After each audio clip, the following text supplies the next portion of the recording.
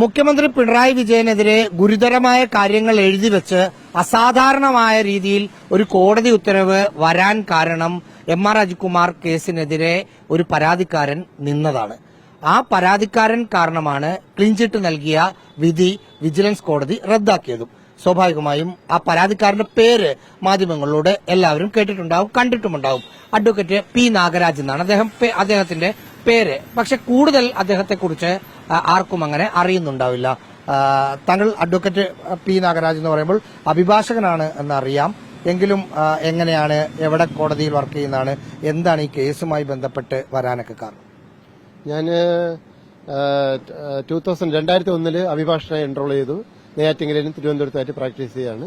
അങ്ങനെ പിന്നെ ഹൈക്കോടതിയിലിടയ്ക്ക് പോകാറുണ്ട്. അപ്പം അങ്ങനെ ഈ സമൂഹത്തിലെ അഴിമതി ഇതൊക്കെ കാണുമ്പോഴത്തേക്ക്, അഴിമതിയും നിയമവിരുദ്ധമായ പ്രവർത്തനങ്ങളും ഇതൊക്കെ കാണുമ്പോഴത്തേക്ക് ഇങ്ങനെ ഒരു പൊതു താല്പര്യ ഹർജി കൊടുക്കണമെന്ന് തോന്നി. അങ്ങനെ ഞാൻ ഒരു 10 വർഷമായിട്ട് അങ്ങനെ പൊതു താല്പര്യ ഹർജികൾ കൊടുക്കുന്നുണ്ട്. ഈ ഹർജി കൊടുക്കുന്ന സമയത്ത് ഇങ്ങനൊരു വിധി വരും എന്ന് കരുതിയിരുന്നോ? ഞാൻ ആദ്യം, അതായത് ഇവരിങ്ങനെ കാരണം വിജിലൻസിന്റെ ഭാഗത്തുനിന്ന് സർക്കാരിന്റെ ഭാഗത്തുനിന്ന് ഈ കേസ് നീട്ടിക്കൊണ്ടുപോവുകയാണ്. അവർ റിപ്പോർട്ട് കൊടുക്കാതെ ഇങ്ങനെ സമയം ചോദിച്ചുകൊണ്ടൊക്കെ ഇരിക്കുന്നു. പിന്നെ കോടതി ഇടപെടൽ ശക്തമായി ഇടപെട്ടതോടുകൂടി എനിക്കത് നീതി കിട്ടുമെന്നുള്ള ബോധ്യം വന്നു. പി വി അൻവറിന്റെ ആരോപണങ്ങളാണ് താങ്കളുടെ പരാതിക്ക് കാരണം. ഏതെങ്കിലും തരത്തിൽ പി വി അൻവറും താങ്കളും തമ്മിൽ ബന്ധമുണ്ടോ? ഇല്ല, പി വി അൻവറിന് എനിക്ക് യാതൊരു പരിചയമില്ല. അതായത് പി വി അൻവറിന്റെ വെളിപ്പെടുത്തൽ കണ്ടു പത്രദൃശ്യ മാധ്യമങ്ങളോട് ഞാൻ കാണാനിടയായി. അപ്പോഴങ്ങനെ ഞാൻ എന്ത് ചെയ്തു, അപ്പൊ ഇങ്ങനെ ഒരു സംഭവം, അത് അഴിമതി നടന്നിരിക്കുകയാണ്.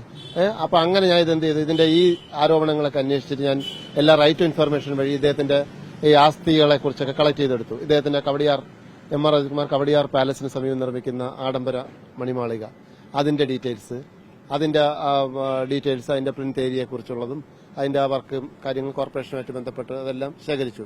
പിന്നെ ഇദ്ദേഹം ഒരു ഫ്ളാറ്റ് 2023 അത്തരം വിവരങ്ങൾ എടുത്ത് കോടതിയിൽ കൊടുത്തു. ഇതിന്റെ പിന്നാലെ ഒരു അവസാനം കാണുന്നത് വരെ ഉണ്ടാകുമോ? അപ്പുറത്ത് നിൽക്കുന്ന ആൾ പ്രബലനാണ്, സംസ്ഥാന പോലീസിൽ 2ാം ADGP റാങ്കിൽ നിൽക്കുന്ന ഒരു ഉദ്യോഗസ്ഥനാണ്. അതുകൊണ്ട് അവസാനം വരെ നിൽക്കുമോ? അതോ? അതെ, നിൽക്കും. ഇതിന്റെ നീതി കിട്ടുന്നവരെ ഞാൻ പോരാടും. നിയമപരമായിട്ടുള്ള കാര്യങ്ങളൊക്കെ ചെയ്യും. പേടിയൊന്നുമില്ല. കോടതിയുടെ പിൻബലമാണ് ഉറപ്പ്. അതെ, നീതിന്യായ വ്യവസ്ഥയിൽ വിശ്വാസമുണ്ട്. ആ കോടതിയാണ് നമുക്ക് ഇപ്പൊ സർക്കാർ പല തെറ്റുകളും ഒക്കെ ചെയ്യുമ്പോൾ അത് തിരുത്തുന്നത് കോടതിയാണ്. അത് എക്സിക്യൂട്ടീവ് ജുഡീഷ്യറി, അറിയാലോ, എക്സിക്യൂട്ടീവ് ജുഡീഷ്യറി. അങ്ങനെ നമ്മൾ ഇപ്പൊ ഏത് കോടതിയിലാണ് വർക്ക് ചെയ്യുന്നത്? ഇപ്പൊ ഞാൻ ട്രിവാൻഡ്രം ഡിസ്ട്രിക്ട് കോർട്ടിലാണ് വർക്ക് ചെയ്യുന്നത്. പിന്നെ ഇതിനു മുമ്പ് ഇത്തരം കാര്യങ്ങളിൽ ഇടപെട്ട് ഒരു വലിയ കേസുകളോ ഇങ്ങനെ വിധി വന്നതൊക്കെ ഉണ്ടോ? ഉണ്ട്. പല കേസുകളിലും, പല പ്രമാദമായ കേസുകളിലും.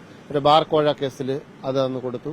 അപ്പൊ അങ്ങനെ അത് കോടതി ഇതുപോലെ തുടരന്വേഷണത്തിന് ഓർഡർ ഇട്ടു. അങ്ങനെ അതില് തുടരന്വേഷണം ഓർഡർ ഇട്ടപ്പോൾ ബാർക്കോഴ കേസിൽ കെ മാണിക്ക് ക്ലീൻ ചിറ്റ് കൊടുത്ത സമയത്ത് താങ്കളാണ് ഹർജി? അതെ, ക്ലീൻ ചിറ്റ് കൊടുത്ത സമയത്ത് തെളിവില്ലെന്ന് ആദ്യം എഫ്ഐആർ എടുത്ത് പറഞ്ഞ് തെളിവില്ലെന്ന് പറഞ്ഞവര് റഫർ റിപ്പോർട്ട് കൊടുത്തു. അതിനെതിരെ ഞാൻ കോടതിയിൽ, ബഹുമാനപ്പെട്ട തിരുവനന്തപുരം വിജിലൻസ് കോടതിയിൽ തന്നെ പുനരന്വേഷണം വേണം ഇതെന്ന് പറഞ്ഞ് ഹർജി കൊടുത്ത് അത് അനുവദിച്ച് തുടരന്വേഷണം ഓർഡർ ഇട്ടു.